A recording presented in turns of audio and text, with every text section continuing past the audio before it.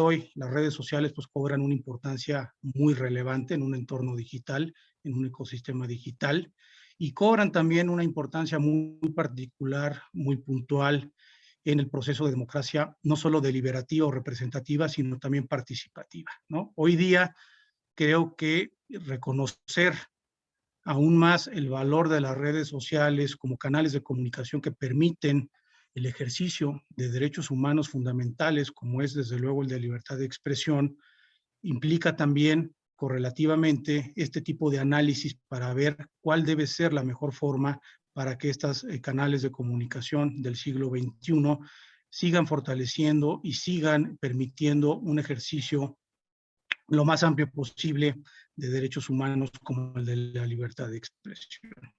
Correlativamente, y se ha comentado también en estos talleres, y así ha sido reconocido por ordenamientos jurídicos como el mexicano, por organismos internacionales o tribunales regionales y por tratados internacionales, la libertad de expresión ya no la podemos ni la debemos concebir en los términos originales de este derecho humano. Hoy la libertad de expresión en un entorno digital cobra una relevancia muy relevante porque hoy es precisamente para muchas personas, para muchos ciudadanos, una forma para poder expresarse, para buscar información, para recibir información, para difundir ideas y para intercambiar puntos de vista e informarse. Y también, desde luego, para generar opinión pública, que son pilares fundamentales, insisto, de las democracias, no solo deliberativas y representativas, sino algo más importante, en mi opinión, de las democracias participativas.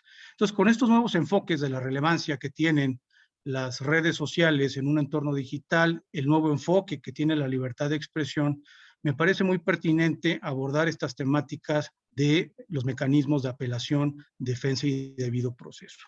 Para mí no hay duda alguna desde un punto de vista jurídico y particularmente desde un punto de vista de derechos humanos, que la concepción tradicional de los derechos humanos como derechos públicos subjetivos, oponibles únicamente frente al poder público, frente a las instancias del Estado, creo que ya ha sido superada. Y me parece que en el entorno digital es precisamente uno de los más claros ejemplos donde la dimensión que cobran los derechos humanos ya no solo desde un punto de vista subjetivo, sino también a través de una función objetiva que resulta complementaria a la primera, permite que estos derechos humanos permeen todo el ordenamiento jurídico, incluyendo desde luego también las relaciones jurídicas que puedan tener los particulares entre sí. En ese sentido, y para el caso que nos ocupa, los términos y condiciones que los distintos prestadores de servicios de redes sociales tienen no pueden, me parece, en mi opinión, quedar sujetos a un mecanismo unilateral como es al día de hoy, donde el usuario únicamente se adhiere y acepte esos términos y condiciones, sino que requiere de un esfuerzo colectivo de múltiples partes, como se ha comentado, para buscar que estos términos y condiciones resulten ser también canales oportunos y pertinentes para el ejercicio no solo de la libertad de expresión, sino que cuando éste encuentra un dique o una cierta restricción en su ejercicio, encuentre también adecuado. Este caso me parece muy relevante porque va a permitir precisamente materializar los alcances de la libertad de expresión o la restricción a esta que pueda darse a través de redes sociales. En ese sentido, los términos y condiciones de las redes sociales deben cumplir con estos estándares de derechos humanos. Es para mí evidente e inocultable que los mecanismos de apelación deben existir sí o sí, no debe ser potestativo de la red social el tenerlos, y deben de ser mecanismos de apelación como ya existen en algunos casos con unas partes independientes, es decir, un principio de independencia donde el consejo externo de apelación no dependa de las partes que están en disputa, es decir, del usuario y desde luego, de la plataforma o de la red social correspondiente. Y en esto se deben de garantizar los requisitos básicos del debido proceso, que son el emplazamiento, el derecho a probar, los alegatos y que se dicte una resolución, esto es muy importante, que dirima los puntos controvertidos. Si esto no es suficiente como un mecanismo interno de autorregulación, este mecanismo de apelación externo e independiente, como ya se hace en algunas plataformas, debe también pasar por un tamiz de derechos humanos y ser el órgano especializado o la instancia especializada, digamos, acordada entre el usuario y la plataforma para dirimir este tipo de disputas de derechos humanos. Pero no, para mí también resulta muy relevante y no menos importante que también se reconozca explícitamente y se regule a través de las legislaciones locales un mecanismo de acceso a justicia o a tutela jurisdiccional en los órganos locales, y esto es muy importante, en órganos locales preferentemente, donde se ubique el usuario que hace uso de esta red social.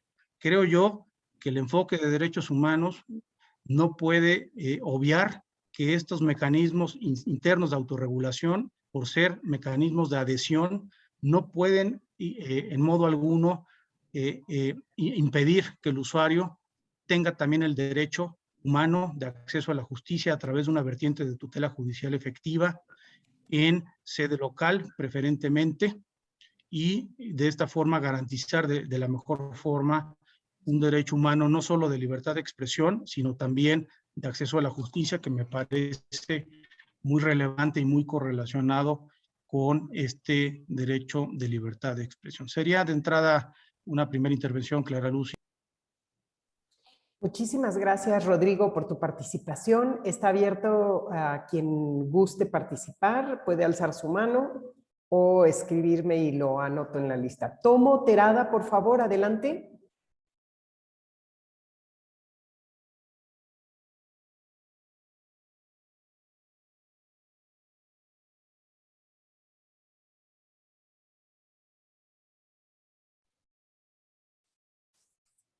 Sí, adelante, señor Terada, por favor.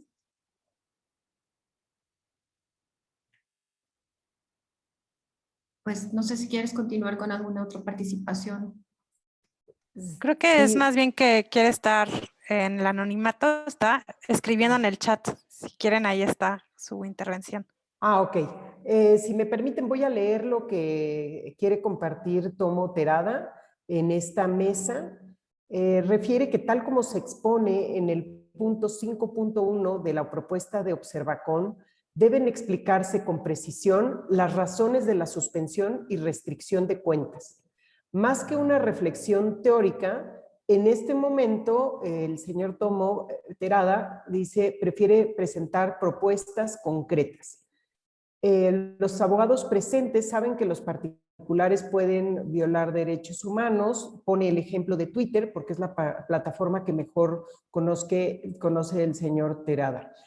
En el caso de las suspensiones de cuentas, en Twitter debe evitarse un aviso parco que al no precisar motivo deja públicamente señalada la culpabilidad, entre comillas culpabilidad, de quien tenía la cuenta en un rango amplio que va desde simplemente hacer spam hasta cometer acoso sexual en línea o escribir amenazas de muerte, lo que puede ser utilizado para desprestigiar deliberadamente a críticos y opositores políticos.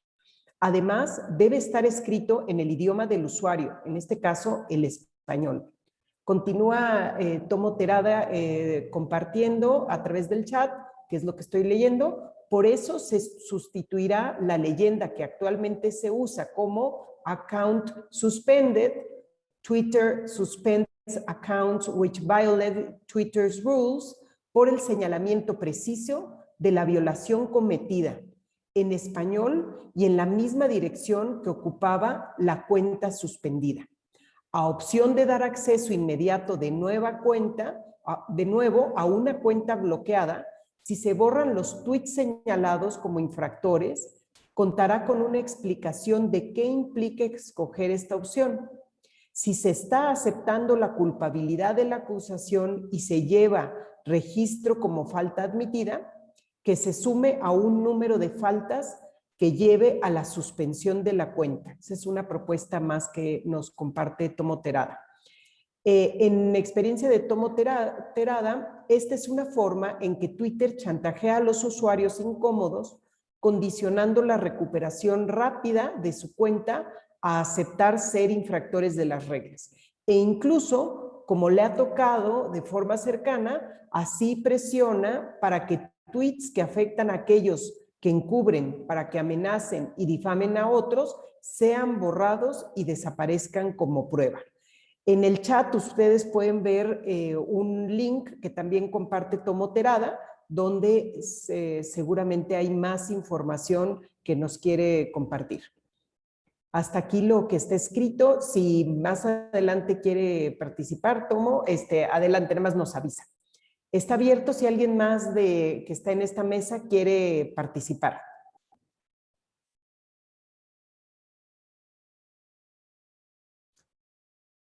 Veo que no se animan. Yo tengo como muchas preguntas y me encantaría. Bueno, Priscila, ahorita te doy la palabra, pero creo que aquí hay muchos temas. Te cedo la palabra y si no, a mí me gustaría expresarles algunas preguntas que tengo para escuchar qué opinan. Priscila, adelante, por favor. Muchas gracias, Claros. Creo que ya había un poco manejado el tema en la mesa pasada, que era una de las problemáticas que habíamos visto. Yo voy a hablar desde la experiencia de casos que hemos tenido con base a cómo se ha removido el contenido, un poco en sintonía a lo que dice Tomo. Un caso, digo, muy reciente del año pasado fue justo con Notigodines, que es una página periodística, y bueno, todo su contenido estaba alojado en GoDaddy. La situación es que recibe una cuestión de infringimiento por derechos de autor, donde se le alega lo que es el DMCA, que es la Ley de Derechos de Autor de la Era Digital, cuya jurisdicción es en Estados Unidos. Según esto, él había infringido en un contenido por derechos de autor donde supuestamente esta persona había copiado y reproducido este contenido donde él hacía alegación sobre violaciones a derechos humanos y actos de corrupción por ciertos funcionarios públicos y por también empresas privadas. Lo que vimos, y no ha sido el primer caso, es que muchas de las piezas periodísticas, ¿no?, y casos de investigaciones relacionados a derechos humanos han sido removidos por estas, o sea, no solamente por las propias plataformas, sino también por páginas web, ¿no? O los web hosts, más bien.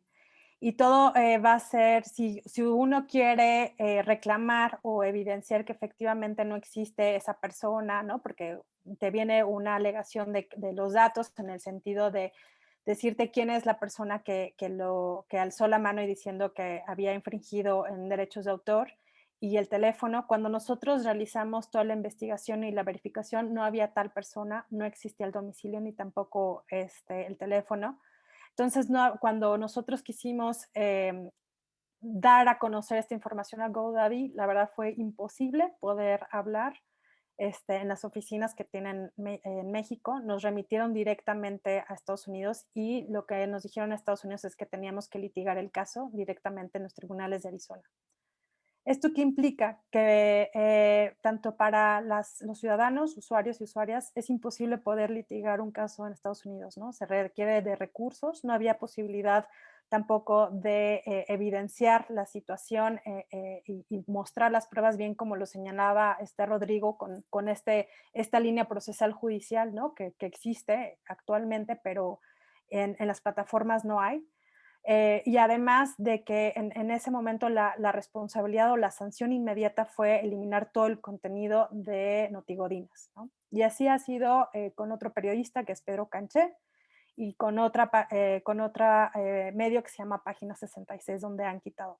Y esto también ha sido en la misma sintonía de GoDaddy y con DigitalOcean, que también son web hosts, y que no hay posibilidad de enfrentarse ni confrontar a las personas que están alegando como un infringimiento.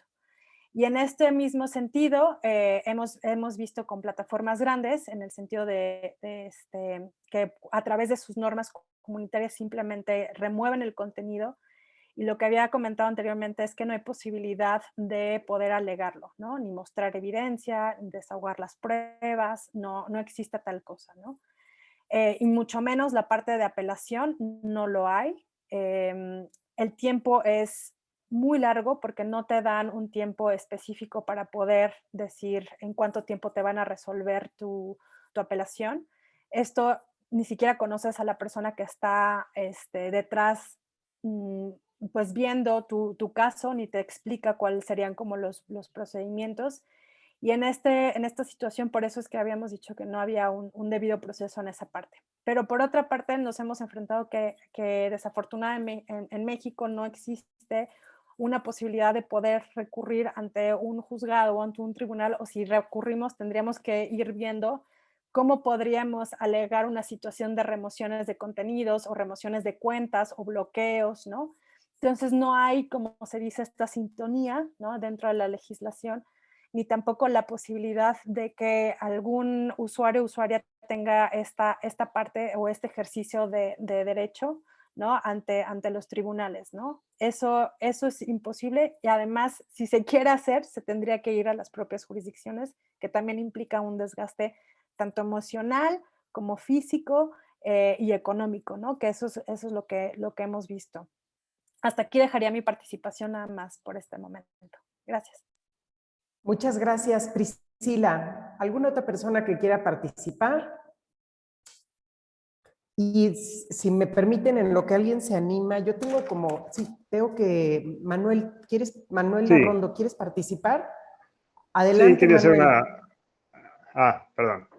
Gracias, Clara. Sí, una reflexión o un aporte en esto que tiene que ver apelación de contenidos y soy abogado, soy argentino, estoy en la Universidad Nacional de La Plata y quería apuntar algo que es una reflexión que tiene que ver un poco con qué estándares o qué lineamientos deben seguirse cuando uno acude a los conceptos de apelación, ¿no? O de revisión de contenidos. Enseguida, como abogado o como aquellos colegas que estén en la sala, pensarán en conceptos ya estandarizados de código procesal, ¿no? De revisión, tribunal superior, tribunal inferior.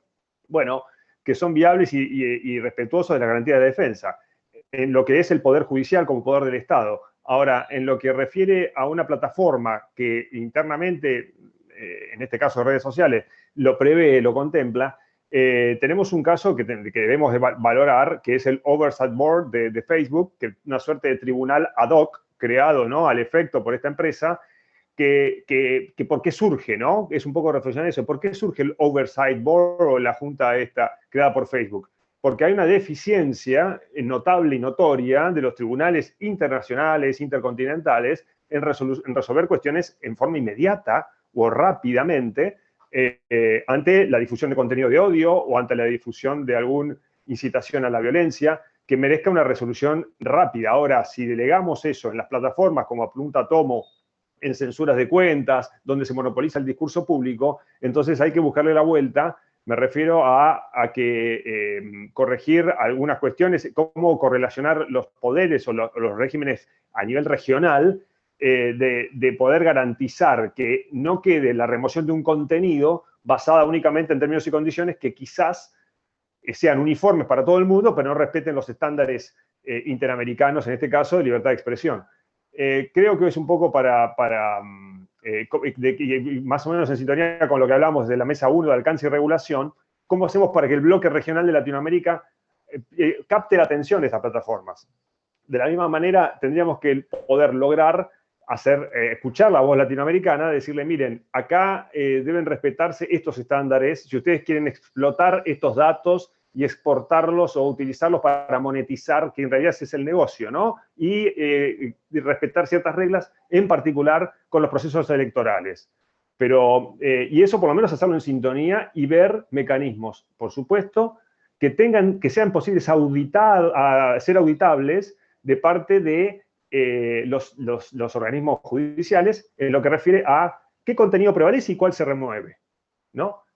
Creo que es un poco esas las puntas que sugiero. Muchas gracias, Manuel. Y aquí en esta mesa 6, les recuerdo que estamos viendo la apelación, debido proceso y el tema de defensa. Luis Felipe Nava, por favor, adelante. Qué amable, Clara, nuevamente. Muy buenas tardes a todos. Soy Luis Felipe Nava, de parte del INAI. Pues me ha parecido muy interesante. Me parece además que este es el tema crucial. particularmente el debido proceso legal que debe de cuidarse justamente en la moderación del discurso en las redes sociales. En la participación anterior, en la mesa en la que estábamos, que me pareció también que fue de lo más interesante, pues yo sobre todo postulé esta necesidad, que me parece que además era igualmente compartida por mis compañeros en la mesa, sobre los estándares propios de la regulación constitucional mexicana, al igual que aquellos que corresponden al sistema interamericano de derechos humanos. Y esto me parece que no es, digamos, como tal una propuesta, me parece que la misma idea de posibilidad de regulación está sujeta a las condiciones constitucionales como interamericanas en materia de derechos humanos. Cuando empezaba esta mesa, me parece que Clara Luz decía algo que me parece de lo más interesante, y es de estas condiciones sobre qué garantías debe tener, digamos, el derecho de acceso a la justicia en estas posibilidades, debe de existir o no un procedimiento de apelación, ante qué órgano. Y esto me parece que igualmente pues está reflejado en las propias limitaciones que tenemos en el orden jurídico, limitaciones en el buen sentido, es decir, a los propios poderes constituidos y a los órganos del Estado a partir de los derechos y libertades fundamentales. Luego entonces, si el derecho de acceso a la justicia en la jurisprudencia de la Corte Interamericana necesariamente postula la necesidad de que siempre un órgano revise la posibilidad de decisión de otro, y tomando también en consideración que la relación de derechos fundamentales puede ser no solamente de gobernante con gobernado, sino también de particulares, luego entonces me parece que a partir de las redes sociales, aunque pertenecen evidentemente a unas empresas privadas, unas personas morales, están sujetas a estas condiciones por los mismos actos de autoridad que éstas pueden ejercer. Y eso me parece un tema crucial, por una parte. Y segunda parte, en esta iniciativa, pues muy interesante, que ustedes recordarán, hace unos meses, el Senado de la República simplemente puso en consideración de la ciudadanía, que al menos me parece que eso tuvo la enorme ventaja de que nos hizo deliberar, y como hace un momento yo decía, a mí me fascina esta teoría de Carlos Nino sobre la democracia deliberativa, entre más discutamos, bueno, pues mejores condiciones tenemos de encontrar mejores razones. Y ahí se establecía pues algunos órganos que justamente pueden funcionar en materia de apelación. A mí me parece, y simplemente esto lo pongo sobre la mesa, que dependiendo, digamos, el proceso de que se trate, fue una vulneración a los datos personales, pues me parece que en México hay un órgano constitucional autónomo ad hoc para el tema. Fue una cuestión, digamos, de libertad de expresión como tal, a mí me parece que entonces ahí, y de acuerdo a la jurisprudencia de la Suprema Corte y de los tribunales colegiados de circuito, me parece, y al menos así, sin dar una solución, pero me parece también que tenemos un camino marcado. En todos los casos, ¿es el Instituto Federal de Telecomunicaciones el que debe conocer? Pues me parece que debe de matizarse.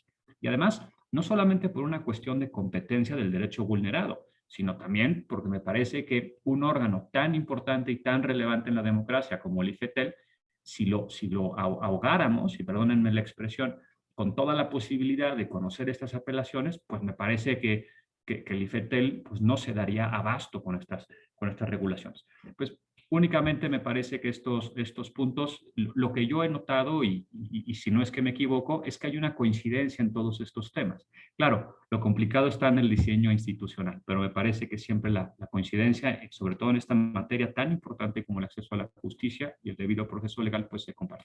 Muchas gracias, Clara Luz, muchas gracias a todos.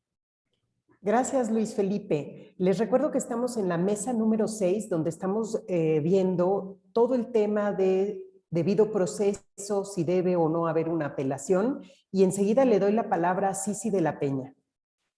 Adelante, Cici, muchas gracias. Gracias, Clara Luz. Es muy interesante escuchar las distintas opiniones. Y como mencionábamos también en la mesa pasada, todo el mundo tiene una opinión en base a un caso específico. Y el caso es que puede haber infinidad, 1 millón de casos, y cada quien puede tener una opinión distinta en un abanico de grises, que puede haber más de millones y millones de opiniones de acuerdo a una experiencia propia.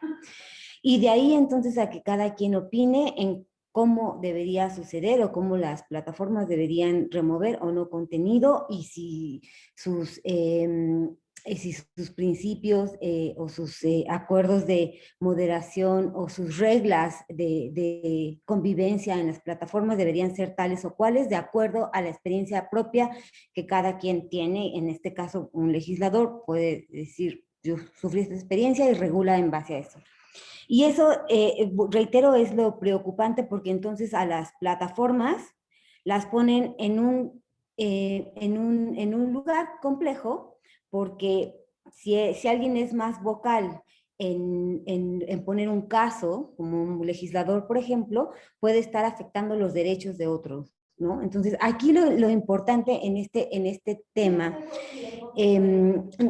es establecer esta regulación SMART que literalmente identifique los beneficios de la autorregulación, porque cada plataforma tiene distintas reglas de convivencia.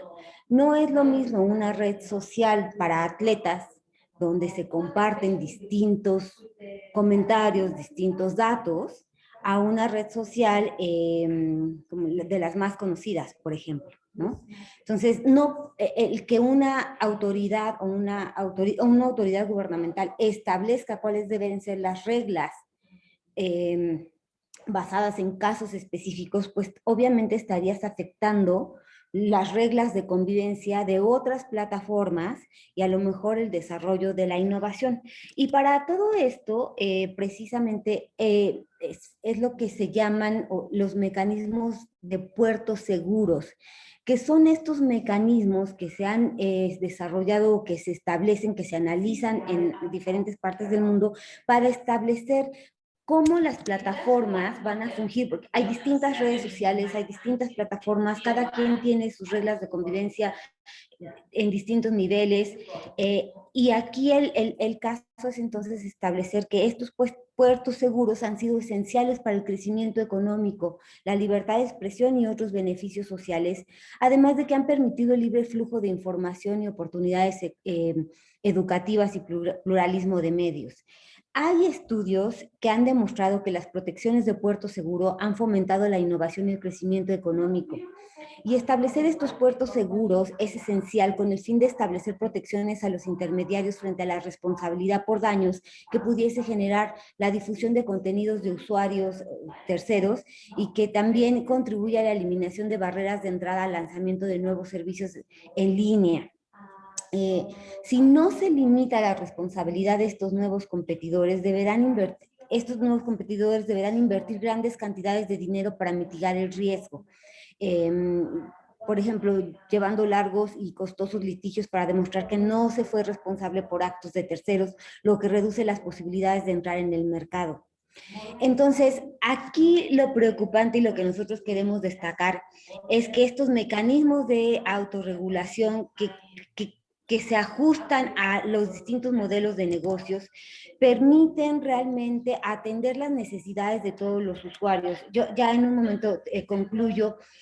Cada plataforma, el beneficio de las economías de escalas de las plataformas es el número de usuarios que tú atraes y por lo tanto las plataformas están en un constante proceso de innovación y de desarrollo para dar un mejor servicio y calidad a sus usuarios, y por eso es que estos mecanismos de autorregulación van mejorando.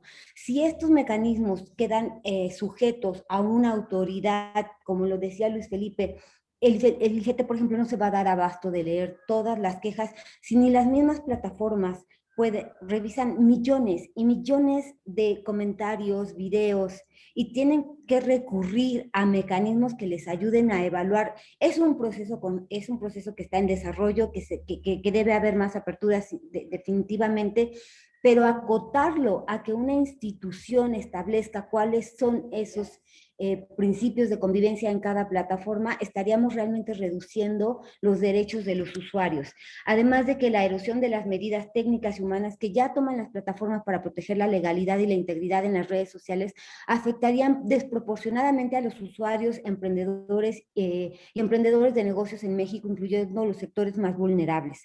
No se dimensiona el volumen de cuentas y perfiles y contenido que se dan de baja diariamente a través de sistemas de inteligencia artificial por violar políticas de las plataformas.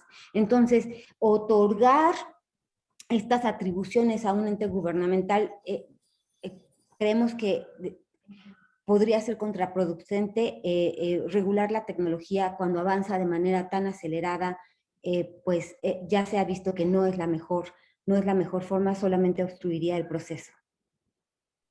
Muchas gracias, Sisi. Tengo algunas preguntas, si a alguien le interesa responderlas de los que estamos aquí, o si tienen otras consideraciones, también está abierto. Y decía Manuel que luego los abogados pensamos ya de una manera muy preestablecida, y quizás sea una deformación profesional. Normalmente hablamos de un recurso efectivo, pero ¿qué es un recurso efectivo?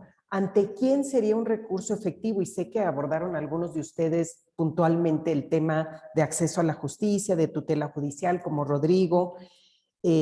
Hay varios temas sobre si la apelación debe de ser con un tercero, una autoridad administrativa, judicial, un panel ad hoc, como también se refirió que una de las plataformas tiene, si debe de ser multiparte, si este debe de ser a nivel nacional o regional o incluso internacional. ¿Quién sería idóneo para la apelación o para definir cuáles son los aspectos de debido proceso? ¿Quién estaría legitimado para la apelación? Y sí sabemos, como se vio también en la mesa pasada, que hay múltiples casos, ¿no? Ahorita sí nos comentaba que dependiendo del caso que cada quien tenga en mente, tiene una percepción. Pero bueno, habrá casos donde quizá haya una persona legitimada, quizá el directamente afectado, pero la gran pregunta es, ¿pudieran ser otras personas las que presenten la apelación? Es decir, la persona A se le bloquea su cuenta, se le elimina lo que puso en la red social, ¿solamente esa persona tendría ese derecho de apelación?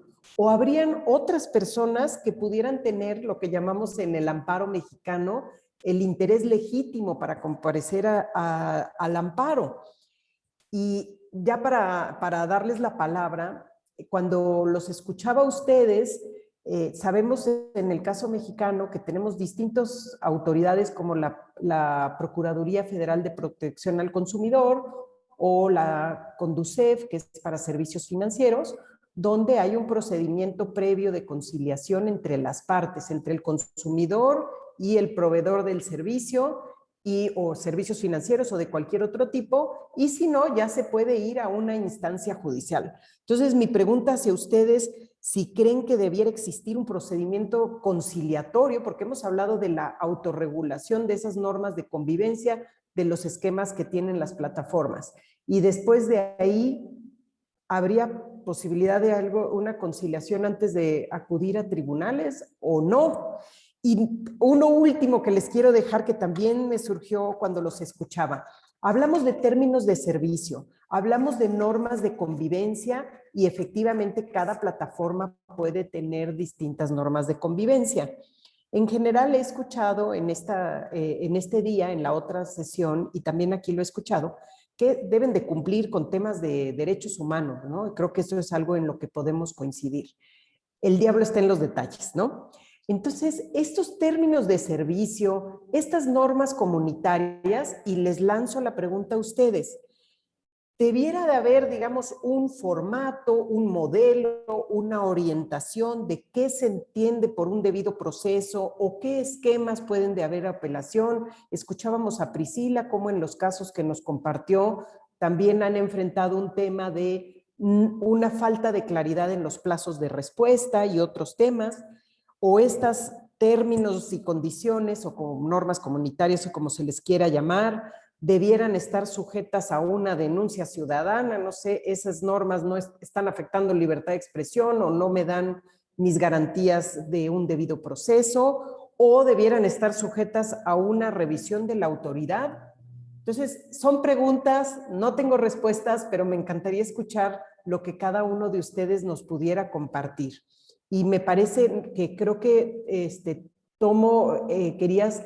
Si quisieras algo, Tomo, nada más escríbenos si tienes alzada la mano. Si me permites, no sé dónde empieza lo que quieras que lea, pero en un momento más reviso y lo puedo leer. Si hay alguien Hagamos más que una quiera cosa, Clara Luz, participar, perdón, yo lo voy a bajar a un correo, lo voy a bajar a una sola pieza y te lo envío para que lo puedas leer completo. Un segundo. me parece bien. Muchas gracias, Gaby. ¿Alguien más que quisiera participar?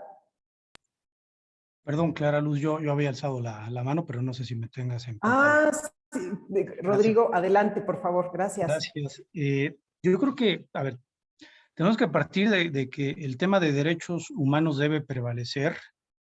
Si bien es cierto que la libertad de expresión no es ilimitada ni restricta y tiene diques jurídicos, me parece que también es cierto que estos mecanismos unilaterales de las plataformas para restringir el ejercicio de esa libertad no pueden ser generales, abstractos, con términos genéricos o que puedan admitir diversas interpretaciones. Y creo que esa es parte de la complejidad de la discusión y de la solución. En el derecho penal internacional, pues hay cuestiones tipificadas e ilícitas como incitación al terrorismo, pornografía infantil, apología de odio nacional o discurso de odio nacional, o por cuestiones de preferencias sexuales o religiosas, genocidio, etcétera, etcétera.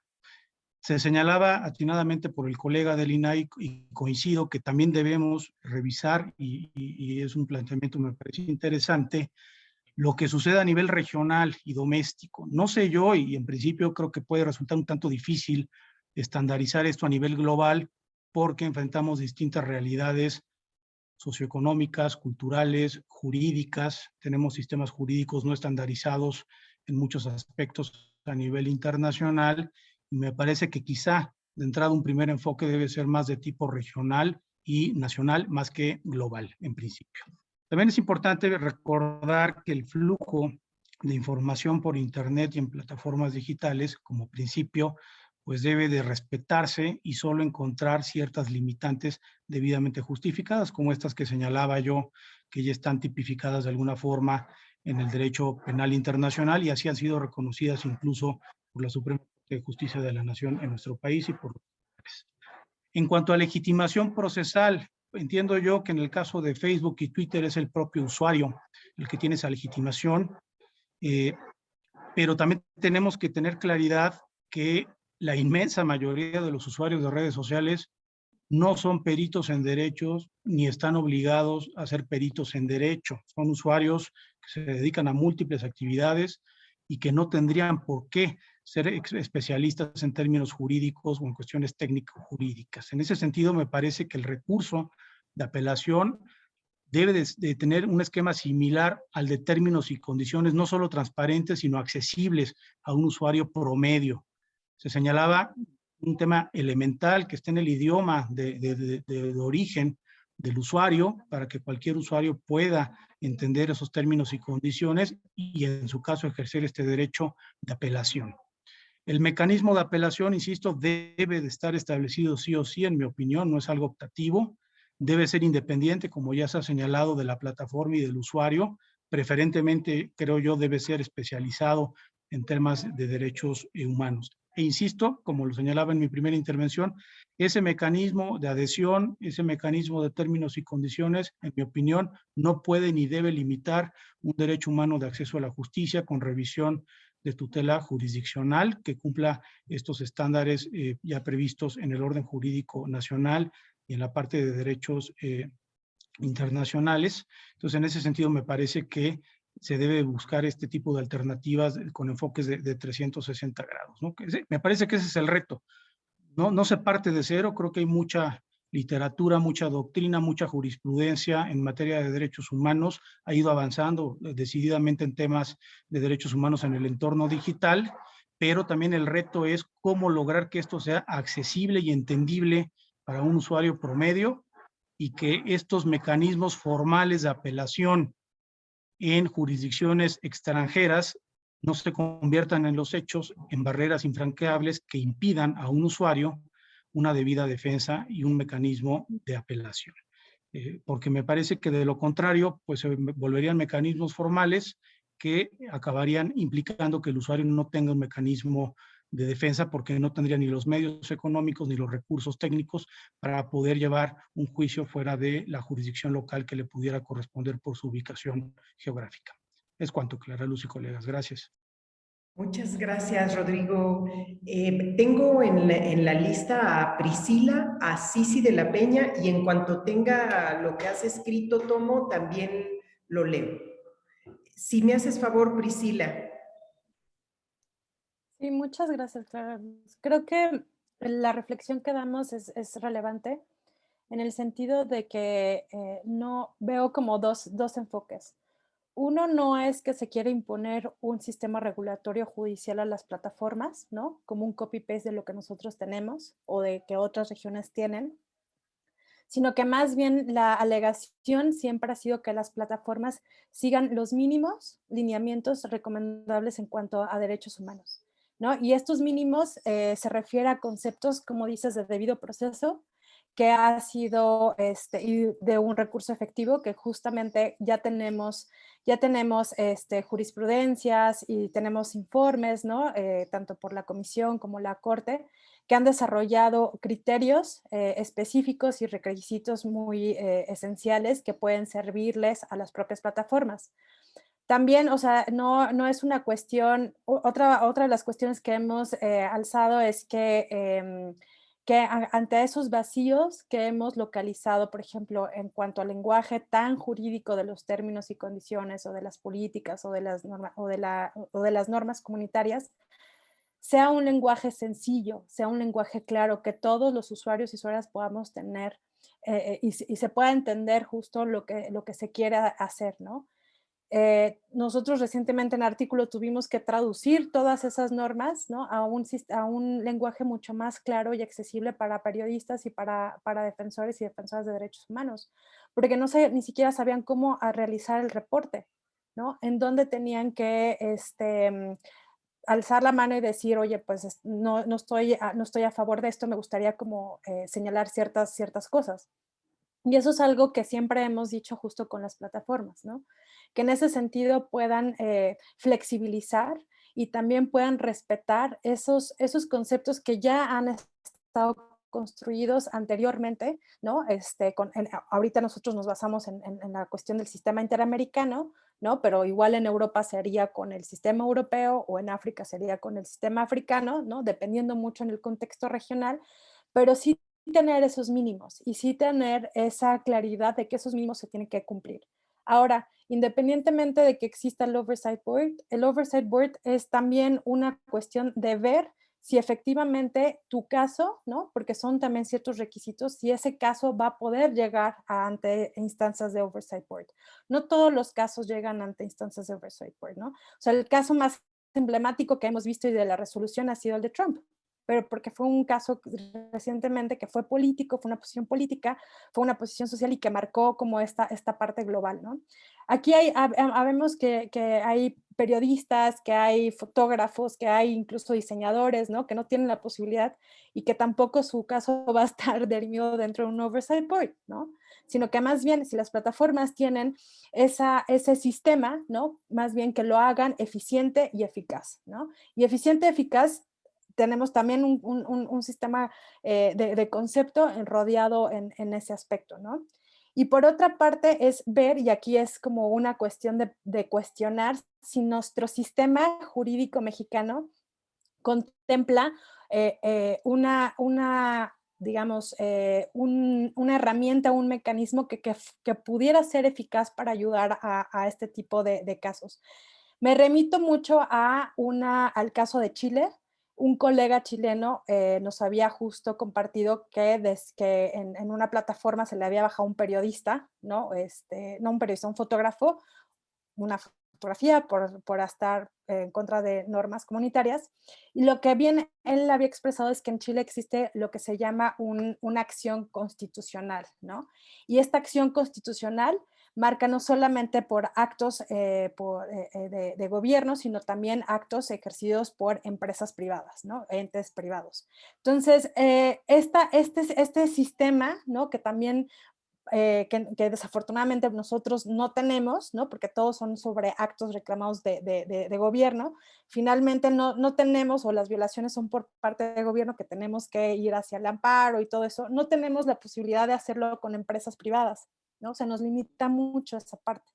Y tenemos que ir optando por otras vías o otros caminos que difícilmente se pueden llegar, ¿no? En el sentido de que no existe, por ejemplo, o sea, yo no vería a un periodista litigando o llevando un caso ante la Corte de Arizona, o sea, no, porque no tiene dinero, no tiene para trasladarse, son muchísimos gastos.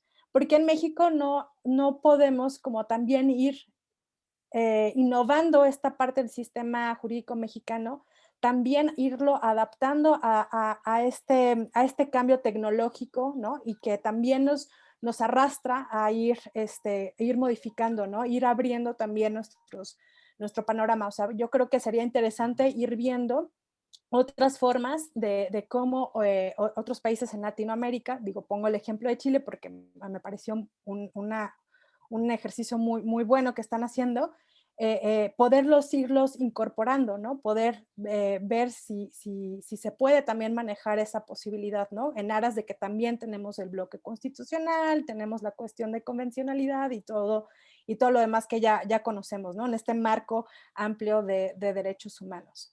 Hasta aquí dejaría mi participación. Gracias. Gracias a ti, Priscila. Sisi de la Peña, si me haces favor, adelante.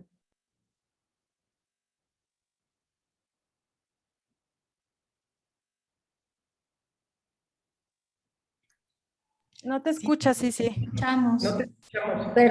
Perdón, típico, estás en mute. Definitivamente coincido con Priscila en que en México tenemos que hacer un buen análisis e ir desarrollando lo que yo comentaba hace poco, estos mecanismos de puertos seguros que le permiten a las plataformas de una manera holística contemplar, o de una manera general y estratégica, contemplar todas aquellas acciones y casos que podrían suceder y cómo se debería actuar, protegiendo los derechos de unos sin afectar los derechos de otros. Yo, por ejemplo, quiero poner un ejemplo. En el reto en el que nos enfrentamos o que se enfrentan las plataformas y prácticamente todos nosotros. Una artista plástica puede subir un contenido a redes sociales, es una expresión en cuestión, lo que le llaman nudity, por ejemplo, es arte, pero para un grupo religioso eso puede resultar sumamente ofensivo. Entonces, ¿quién tiene la razón? ¿No? Tú como plataforma, ¿cuándo decides quién tiene la razón? Y precisamente por eso nosotros, o yo lo que creo es que adherirnos a estos componentes y tipificaciones específicas de derecho penal internacional, como ya lo han señalado, los que son muy claros de pornografía infantil, cuestiones muy, muy establecidas, son a las que las plataformas en estos procesos de autorregulación, que tienen además la capacidad de ir evolucionando mucho más rápido que si estuvieran bajo el marco de algún ente gubernamental, que sabemos que esto siempre se atora muchísimo, y es lo que han venido haciendo con estos procesos de autorregulación y de debatir en este tipo de conversatorios. Otro ejemplo que yo quiero poner es cuando la Organización Mundial de la Salud determinó y dijo que aquellas declaraciones específicas relacionadas a que inyectarse cloro o inyectarse determinados químicos para combatir el COVID no eran apropiados y eran incorrectos. Entonces, las plataformas, en base a esas especificaciones ya emitidas por un organismo internacional y declaraciones aprobadas, es cuando entonces pueden tener estos recursos para saber qué gestión de contenidos hacen. Y entonces los contenidos que se daban en cuanto a favorecer la inyección de cloro o cuestiones por el estilo, eran contenidos que podían ya ser removidos porque están ya avalados por una organización, por una organización globalmente reconocida. Y eso es lo que permiten los mecanismos de autorregulación, que rápidamente tú puedas atender estos llamados.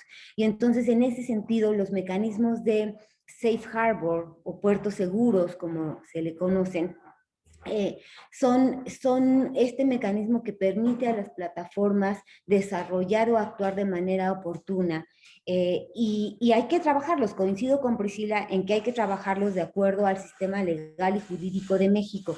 Los principios ya existen, los principios básicos ya existen en este acuerdo que yo reitero, en el acuerdo del TEMEC, capítulo 20 para protección de derechos de autor, capítulo 19.17 para temas de responsabilidad de intermediarios que incluyen temas comerciales en materia de protección al consumidor y también los componentes de derechos humanos y libertad de expresión. Entonces, nosotros volvemos a insistir, qué bueno que se den estos debates, felicitamos a todos los involucrados. No hay que inventar la rueda, los principios básicos existen ahí. Estos principios básicos de puertos seguros, no tenemos por qué venir con una propuesta y otra propuesta y otra, que todas están basadas en casos específicos, ¿no? Y que lo único que hace es entorpecer el desarrollo de estas conversaciones, probablemente de acuerdo a al peso de la voz que tú tengas. Entonces, bueno, celebramos muchísimo, qué bueno que se den estos debates, solamente queremos reiterar, ya hay mecanismos que establecen los principios básicos. México afortunadamente tiene un tratado de libre comercio con Estados Unidos y Canadá, donde están los principios básicos, y México tiene un periodo determinado para hacer ese proceso de armonización legislativa, donde participa el IFT, el INAI, la Secretaría de Hacienda, las organizaciones de sociedad civil están invitadas al diálogo, el sector privado, lo lidera la Secretaría de Economía. No tenemos por qué inventar la rueda con nuevas acciones desde otros ámbitos. Sí, muchas gracias por tu participación. Estamos en la mesa 6, que estamos platicando sobre debido proceso, defensa ante acciones de redes sociales, así como si debe o no existir una apelación. Enseguida voy a dar lectura lo que Tomo Terada nos escribió por el WhatsApp, dado que ahorita no puede platicar a través de su micrófono. Entonces, empiezo a decir lo que Tomo nos escribió en el chat, para que todos lo tengan. Tomo Terada dice, no como participación, sino como insumo, la parte conducente de la propuesta de Observacón para que se recuerde o se conozca. Derecho a defensa y apelación. 5.1. Todas las plataformas de contenidos deberían explicar claramente a los usuarios por qué su contenido ha sido restringido, limitado o removido, o su cuenta o perfil suspendido, bloqueado o eliminado. A. Las notificaciones deberían incluir al menos la cláusula específica de las normas comunitarias que se supone ha violado el usuario. B. La notificación debería ser lo suficientemente detallada para permitir al usuario identificar específicamente el contenido restringido y debe incluir información sobre cómo se detectó, evaluó y eliminó o restringió el contenido o cuenta. C. Las personas deberían tener información clara sobre cómo apelar la decisión. 5.2. Las plataformas de contenidos no deberían eliminar publicaciones u otro contenido generado por el usuario sin ser notificados, sin proporcionar una justificación clara y sin dar a los usuarios la posibilidad de apelar, de forma que puedan ejercer su derecho a defensa y prevenir abusos. En tal sentido, las plataformas deben proporcionar a los usuarios la oportunidad de apelar las decisiones de moderación de contenido en las siguientes condiciones. A. Los mecanismos de apelación deberían ser muy accesibles y fáciles de utilizar. B. Las apelaciones deberían estar sujetas a revisión por una persona o panel de personas que no estuvieran involucradas en la decisión inicial y que no sea parte interesada. C. Los usuarios deberían tener el derecho de proponer nuevas pruebas o material para ser consideradas en su opinión. D. Las apelaciones deberían resultar en una pronta determinación y respuesta al usuario.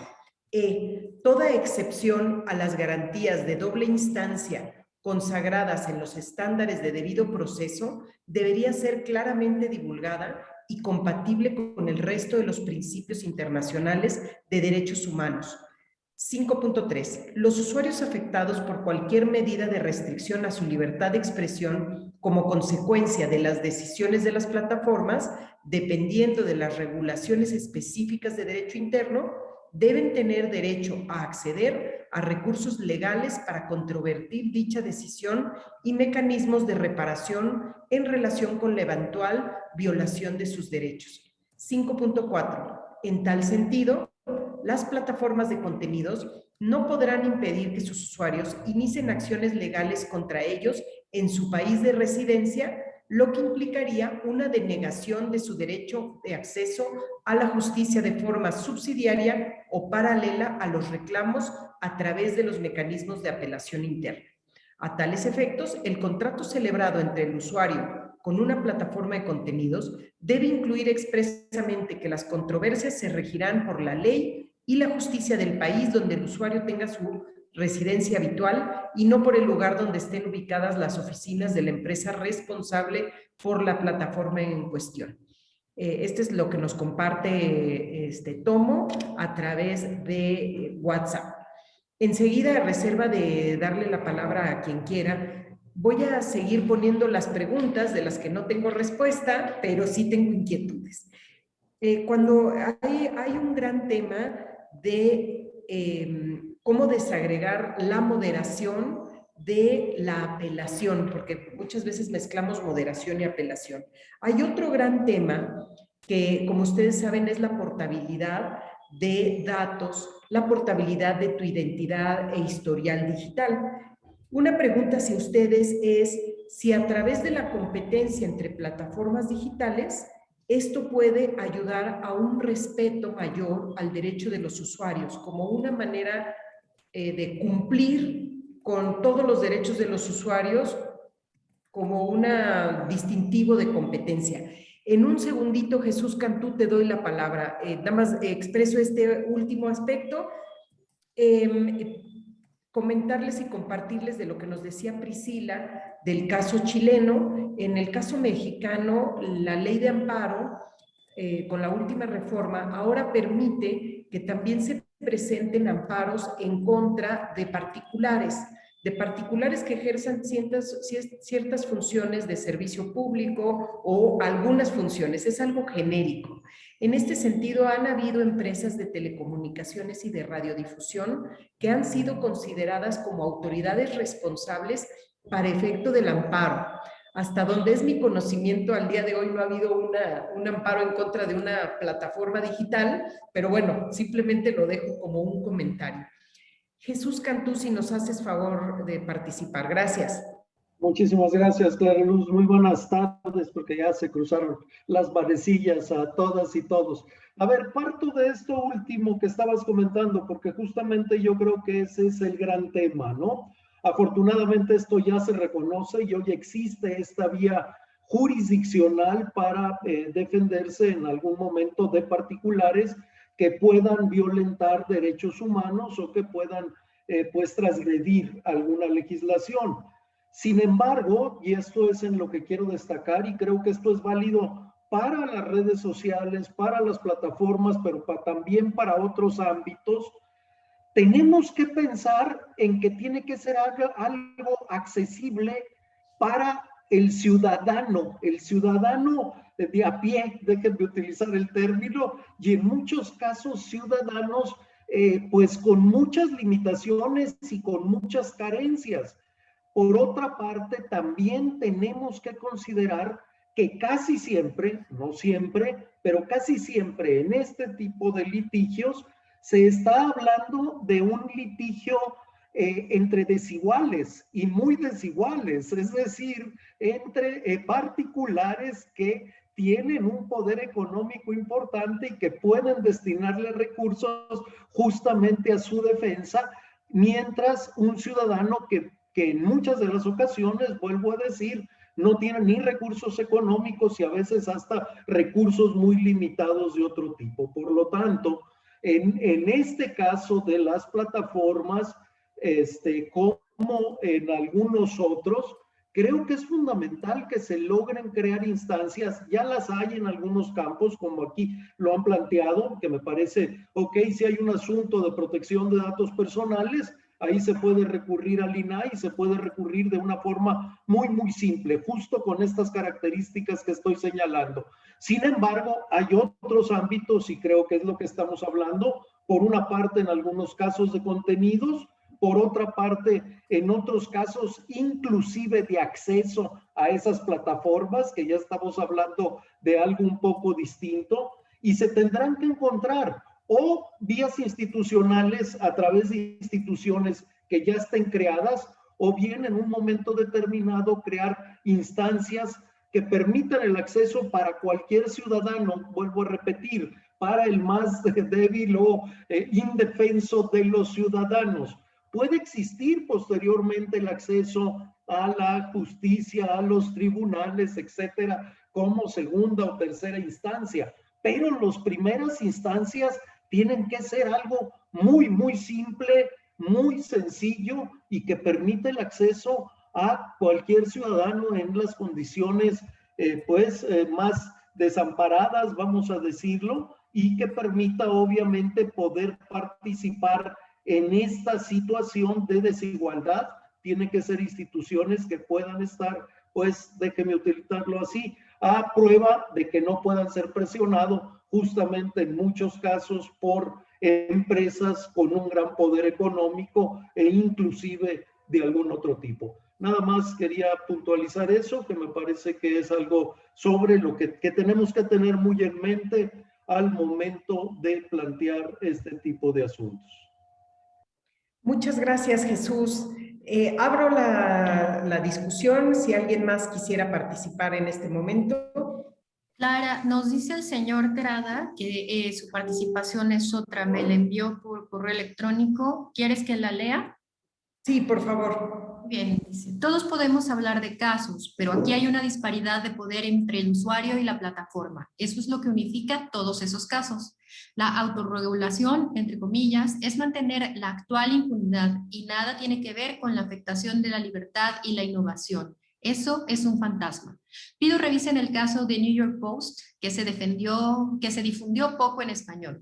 Este diario publicó que en una laptop de Hunter Biden, hijo del ahora presidente Biden, había pruebas de corrupción. Twitter bloqueó la cuenta del diario con el pretexto de una política contra la difusión de material hackeado.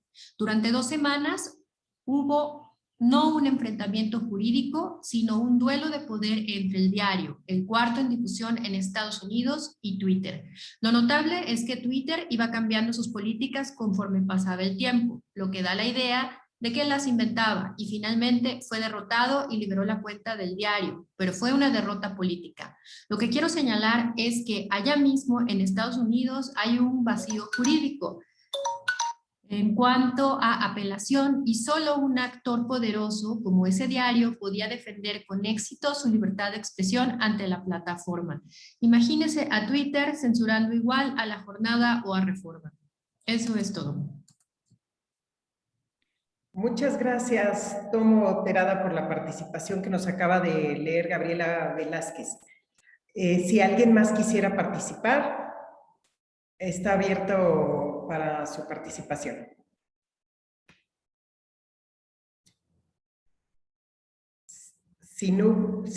Rodrigo Guzmán, adelante, por favor. Gracias, Clara Luz. Del tema que señalabas hace unos momentos de la portabilidad de datos entre plataformas o entre prestadores de servicios, pues creo que es un tema un tanto complejo en la medida de, digamos, la concentración actual que puede existir en ciertas plataformas, ¿no? Quizá en servicios de mensajería podamos tener algunas alternativas como usuarios, pero al menos en redes sociales pues puede resultar un tanto complejo al día de hoy, en mi opinión, atender a estos principios de portabilidad de datos, y creo que ahorita inicialmente se tendría que atender más a un tema de mejores prácticas. Creo que eso pudiera ser una alternativa dada la situación actual de estos mercados de redes sociales desde un punto de vista de competencia económica y del grado de sustitución que puedan tener para nosotros como usuarios o consumidores de servicios. Gracias, Rodrigo. Bueno, el tema de mejores prácticas y si hubiera un mercado en verdadera competencia, las mejores prácticas sirven para distinguirse, ¿no? Quien te dé mejor servicio, mejor calidad, a ese te vas. En este sentido, bueno, dada la situación actual de asimetría, bueno, se antoja que mejores prácticas deberían de adoptarse incluso como una manera de cumplir, ¿no? De cumplir antes para evitar una regulación que no sabemos si será efectiva. Hay mucho que se está discutiendo de la experiencia internacional y algo que he escuchado tanto en esta mesa como en la anterior es la necesidad de ver si debe de haber un enfoque regional.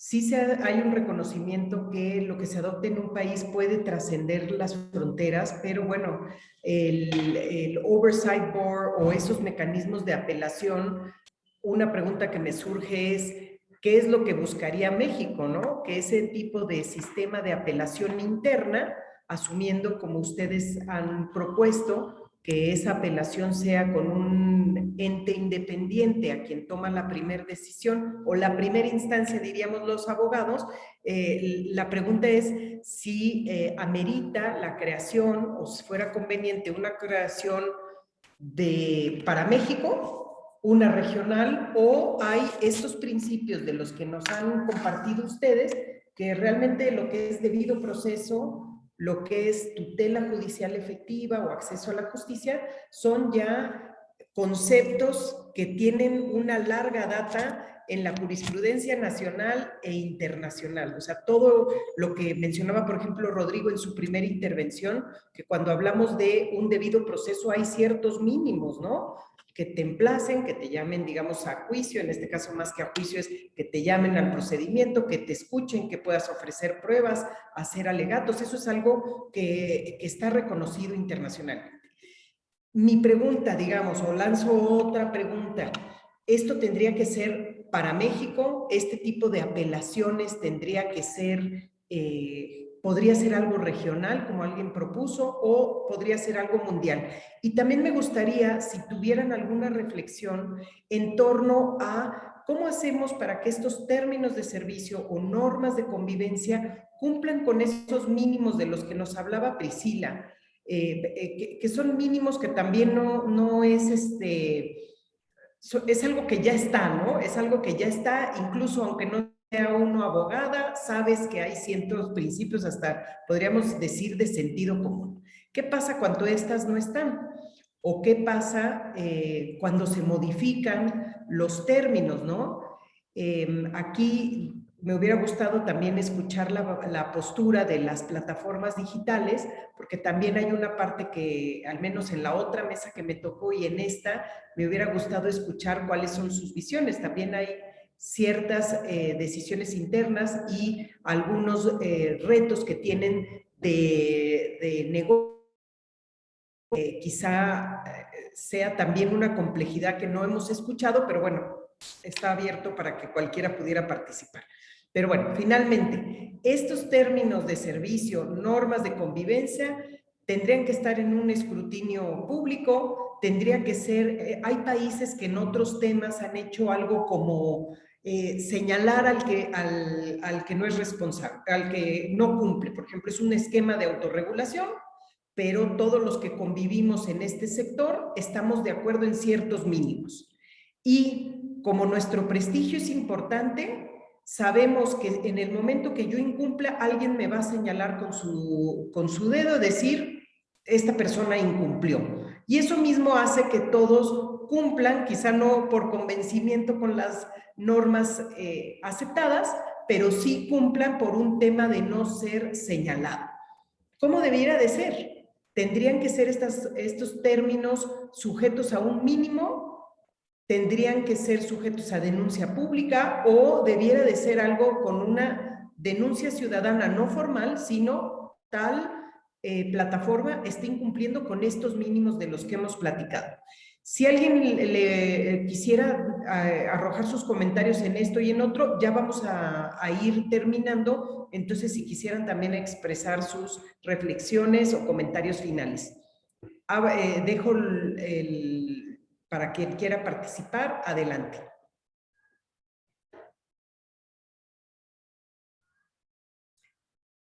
Y bueno, si no hubiera, si los dejé pensando mucho con mis preguntas, ya se imaginan lo que padecen mis alumnos cada 8 días cuando son mis preguntas sin respuesta única, ¿no? Gaby, no sé si hubiera algo más o hago la recapitulación de lo que hemos escuchado para poder concluir esta mesa. Bueno, sí, adelante, perdón, Clara, teníamos pensado finalizar a las 12:30. Adelante hacemos el wrap-up que menciona Clara. Si gustan, los invitamos a que nos acompañen al final en la sala principal, donde Joao Blanc también va a ofrecer una recapitulación y los próximos pasos, y si no, pues les agradecemos muchísimo su acompañamiento. Adelante. Jesús Cantú, por favor, adelante. Sí, a ver, sobre esta pregunta que hacías de cómo garantizar los términos de adhesión, y quizá eso evitaría también el que se estuvieran modificando, casi, en algunos casos, casi todos los días, ¿no? Debería haber algún tipo de registro, simple y sencillamente registro, donde se pueda verificar que cumplan con esos mínimos. No estoy hablando que tenga que ser, es casi una toma de nota, pero es una toma de nota que permite también tener un registro y que esos términos sean efectivamente los que están vigentes en ese momento. En estos momentos dirán, bueno, cualquiera puede entrar en las plataformas, pues sí, pero también puede haber ahí toda una serie de aspectos. Entonces, simplemente están claramente establecidos cuáles son los mínimos que deben cumplir esos términos de adhesión. Esos términos de adhesión simplemente los registro ante una determinada autoridad, habría que pensar cuál. Esa autoridad sí revisa que cumplan con esos mínimos y los coloca en un sitio donde cualquiera los puede consultar y se sabe que esos son los términos vigentes y cualquier modificación se tendría que notificar. Creo que esa podría ser así de sencillo y que fuese una referencia también para que cualquier usuario particular, pues ahí los tuviese para poderse defender en algún momento determinado que lo requiriese. Muchas gracias, Jesús. Última oportunidad de hacer una reflexión final.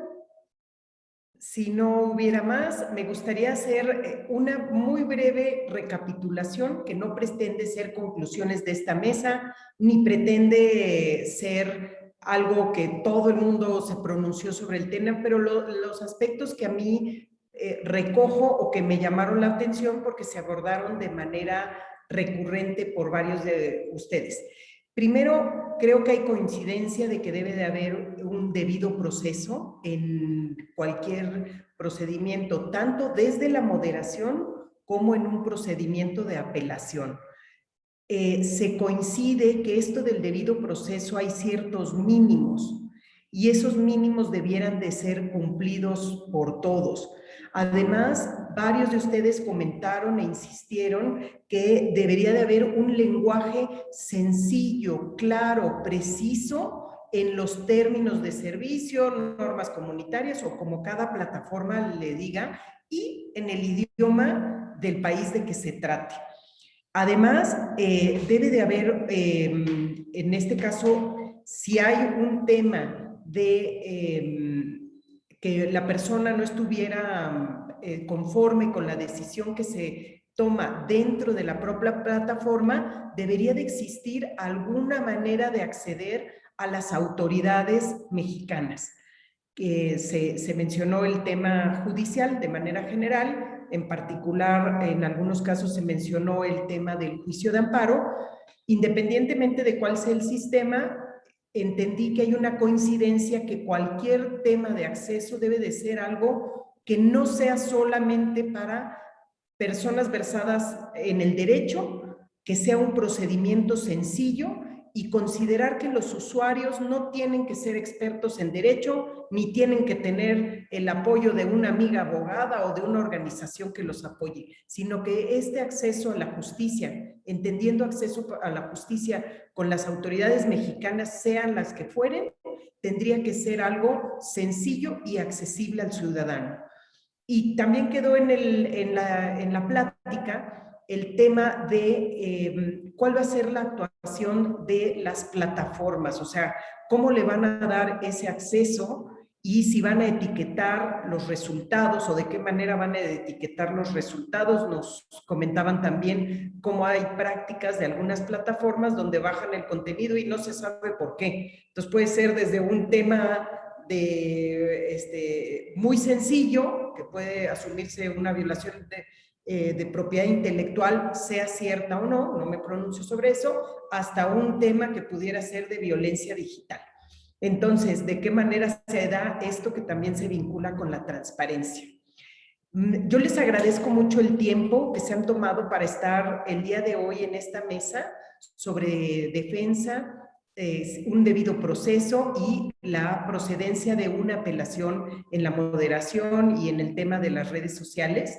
Hemos tomado nota de todas sus participaciones y finalmente invitarlos, como decía Gaby, al cierre de la sesión. También comentarles que vamos a elaborar un documento de la relatoría, que lo que buscamos es recoger y sistematizar las participaciones de todos ustedes. En este procedimiento lo que se ha buscado no es buscar verdaderos o falsos o quién tiene la razón o no, sino poder recoger y justamente lo que se ha dicho desde un principio, que todo el mundo pueda tener una voz y ser considerada en cualquier proceso de decisión de este gran tema sobre las plataformas digitales y su moderación. Muchas gracias, Gaby. No sé, ¿algún comentario final? No, simplemente agradecerlos. Si quieren acompañarnos a la cierre de la sesión en la sala principal, los esperamos a todos allá. Cerraremos en unos minutos más. Muchísimas gracias. Que les vaya muy bien y muchas gracias. Gracias.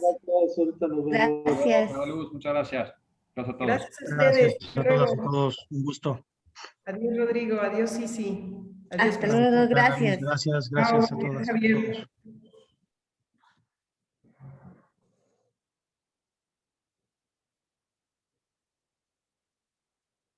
Muy bien. Felicidades, Clara. Muchas gracias por tu apoyo. Gracias a ti, Gaby. Nos vemos allá. Mande. ¿Mande? Ya nomás estamos tú y yo. Ok, voy a parar la grabación. Muchísimas gracias. Al contrario.